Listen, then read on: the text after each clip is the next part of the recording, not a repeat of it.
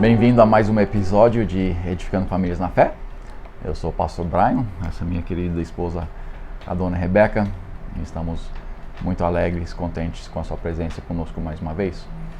Nós queremos ajudar, falando sobre a confiança, um no outro, e quando um quebra aquela confiança, o relacionamento pode ser restaurado, sim, com certeza.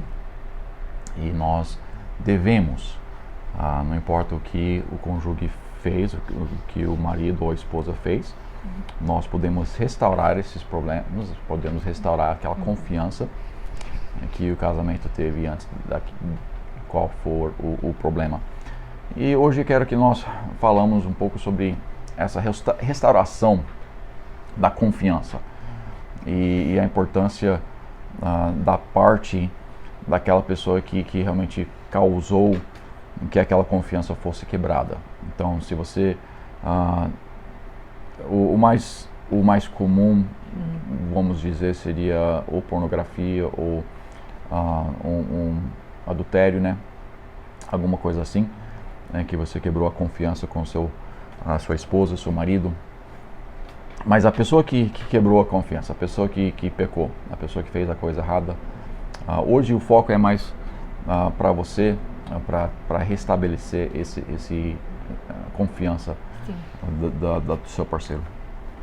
É muito difícil quando você é a pessoa que foi machucada de confiar nessa pessoa de novo, mas é possível.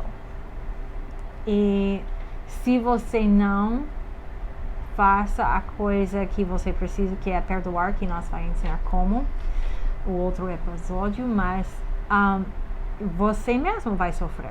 Então é importante para os dois fazer o que é necessário de restaurar a situação. Eu vou listar umas coisas aqui que a gente vai falar sobre hoje, e a ordem não é tanto a coisa principal, é a coisa que nós restauramos a confiança. Mas vamos falar sobre a importância de humilhação, de você se humilhar e tudo mais. Vamos falar sobre a importância de confessar honestamente o que você tem feito, a importância de arrepender das ações que você tem feito, ser honesto e aberto um com o outro, aceitar responsabilidade pelo que você tem feito. Aceitar também as consequências do que você tem feito, focar o que for necessário, fazer o que for necessário para restaurar a confiança naquela pessoa, e também a importância da paciência da pessoa que quebrou a confiança. Sim. Todos esses passos vai ajudar a pessoa que foi machucada de confiar de novo nessa pessoa. E hoje em dia, infelizmente, não é somente homens que estão fazendo essas coisas, muitas mulheres estão atraindo os maridos e fazendo errado. Então, essa é uma rua de dois lados, Então, por favor, não importa se você é homem ou mulher que foi machucado, você precisa ter paciência, seguir os princípios de Deus para restaurar nesse relacionamento. E é importante. O pecado gera orgulho. O pecado em si tem uma soberba. Então, a pessoa que peca, ela tem a soberba que está crescendo no seu próprio coração. E é crucial em que nós nos humilhamos perante Deus, em que nós nos humilhamos perante a pessoa com quem nós estamos tentando restaurar a nossa confiança, seja no casamento ou qualquer outro local. Nós precisamos não manter aquele orgulho, mas é crucial que nós nos humilhamos perante Deus e perante a outra pessoa. Deus resiste ao soberbo, Deus resiste àquela pessoa que não se humilha. Então, se nós tentarmos, e realmente na soberba nós não estamos tentando, simplesmente estamos fazendo uns passos para aliviar certas coisas, mas não estamos tentando resolver nada. Então, precisamos nos humilhar, e a pessoa precisa ver essa humilhação também. Temos que a nossa soberba tem que cessar de existir, temos que aniquilar ela para que o processo possa ir adiante. E também precisamos confessar os nossos pecados com Deus. Também a Bíblia nos ensina a confessar os nossos pecados um com o outro. Então, o que nós temos feito, nós temos que confessar para outra pessoa, para que nós possamos ir adiante. Agora, nós temos que estar aberto com a confissão e honestos. Então, o que ela perguntar, o que ele perguntar, você tem que honestamente responder. Se você teve um caso com um adultério, a sua esposa, o seu marido está nesse processo de tentar restaurar a confiança, está perguntando o que aconteceu, como aconteceu, todas essas coisas, você precisa ser honesto e falar tudo que ela está pedindo, está perguntando de você. E quando essa pessoa está honesto para você, que foi machucado, essa não é desculpa para divórcio, ok? Quando eles estão honestos, muitas vezes o que acontece? Você pergunta porque você está suspeito que isso está acontecendo, ou você mesmo achou a situação, você entrou e viu que ele estava olhando no pornografia. Então, você já sabe.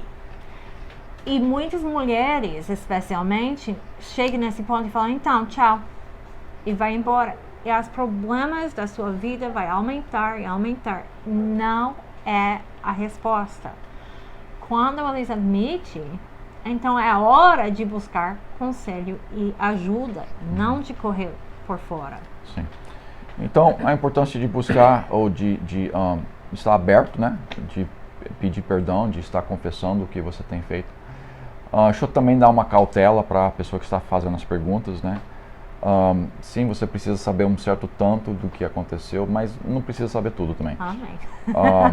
Porque só vai fazer mais feridas.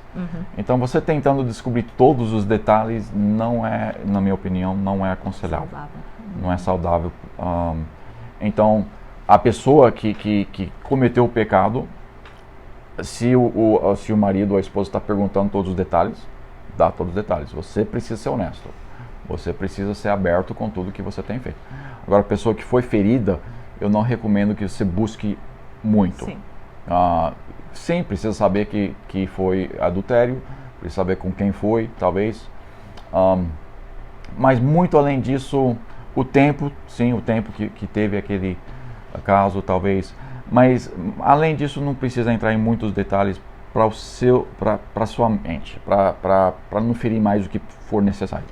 Mas a pessoa que pecou precisa ser aberto, precisa pedir perdão, precisa estar confessando os seus pecados. E também, é claro, tem a importância do arrependimento. Muitas pessoas eles se arrependem por ser pego e não estão tristes porque foram pegos no pecado e não se arrependendo do pecado que eles fizeram.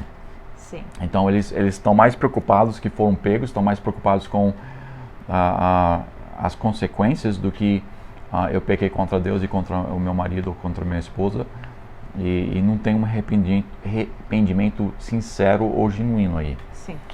Muitas pessoas acabam falando, né, confessando, pedindo desculpa, mas não tendo aquela sinceridade ou o arrependimento. O arrependimento é virando as costas no que você tem feito, não a tristeza de ser pego. Então tem que ter aquele arrependimento que é virando as costas no que você tem feito e não fazendo mais. Então tem o processo de pedir perdão, tem o processo de confessar o que você tem feito, tem o processo de demonstrar o arrependimento e fazer aquilo, arrepender, né, das ações que temos feito. Sim. E eu vou ser honesto. A pessoa que foi machucado pode ver se você está sincero ou não. Esse é mais óbvio do que você acha, porque muitas pessoas acham, eu estou enganando todo mundo. Você não está enganando ninguém.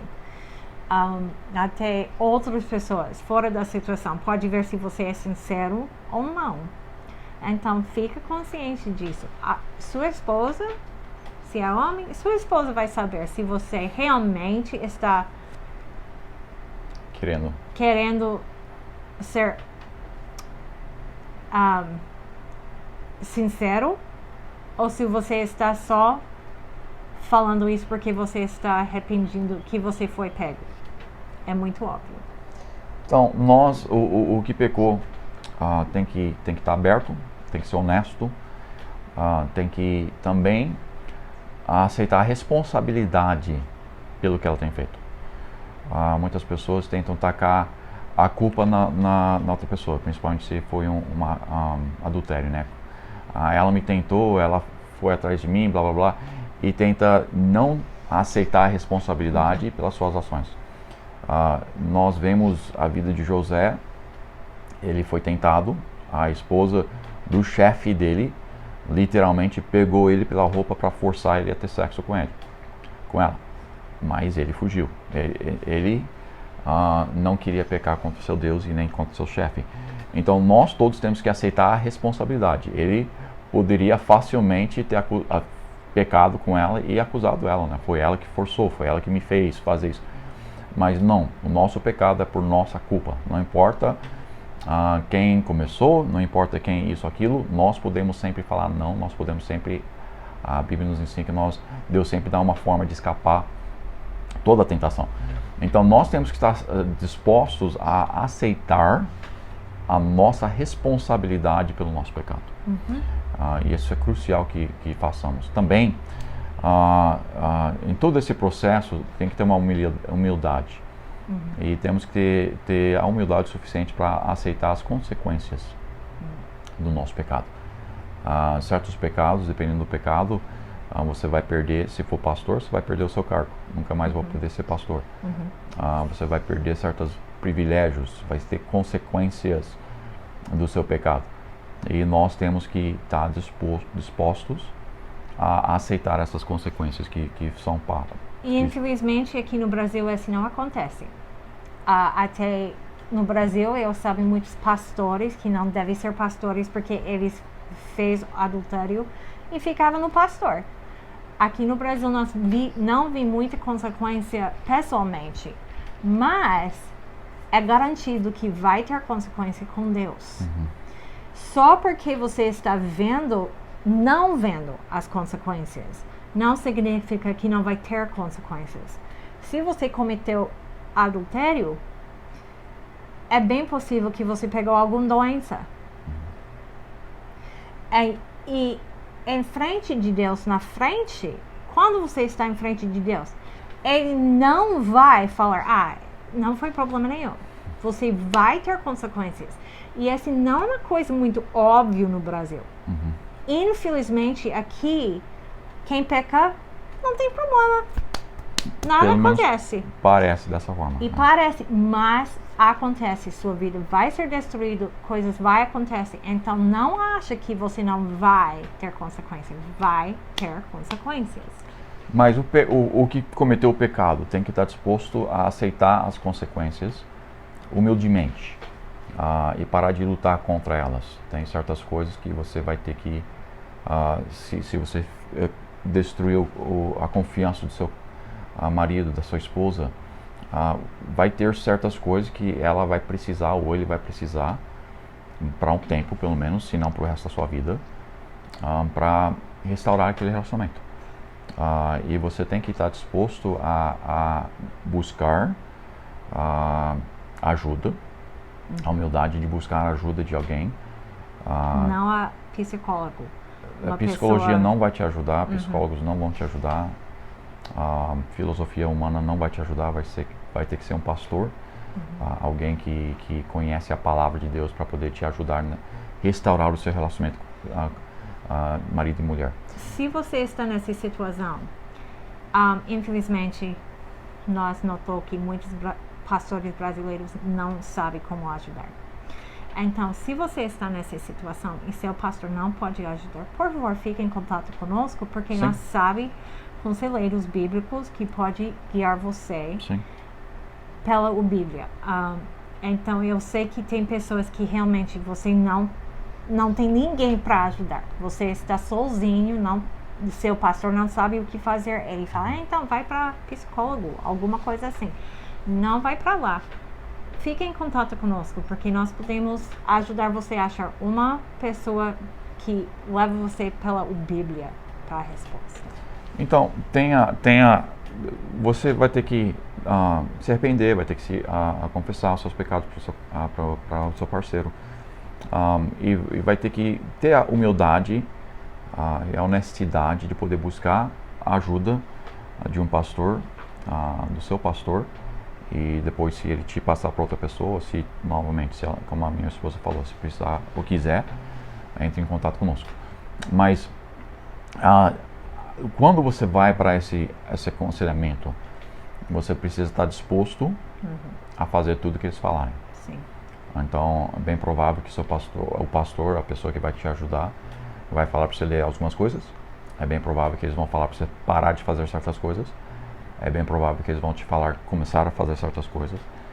E você precisa estar disposto a receber e aceitar as consequências do seu pecado. E certas dessas coisas que ele vai estar falando para você fazer, você já deveria estar fazendo mesmo antes do pecado.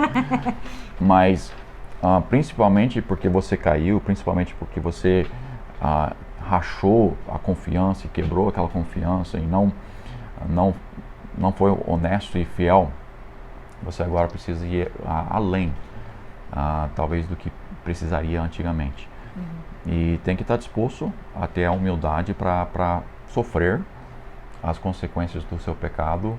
Às vezes essas consequências são o que o seu parceiro está pedindo que você faça para restaurar aquilo. Às vezes é o que o pastor está pedindo, às vezes é o que simplesmente o pecado em si já gera por si própria. Mas temos que estar disposto a aceitar aquelas consequências. Também a paciência. Temos que ter uma paciência com a pessoa que nós ferimos. Sim, a pessoa deve perdoar, sim, vamos falar sobre isso no próximo episódio, a importância de perdão e como perdoar. Com a paciência, algumas coisas práticas, rapidinho, antes de terminar.